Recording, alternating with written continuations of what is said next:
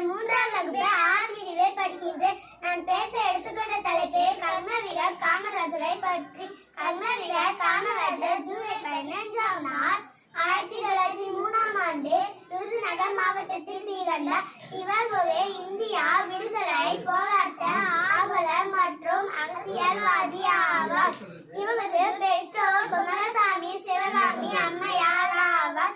இவருடைய இயற்பெயர் காமாட்சி. இவரின் தாய் செல்லமகள் ராஜா என்று அழைப்பார். இதுவே காலப்போக்கில் காமராஜர் என்று ஆகிவிட்டது.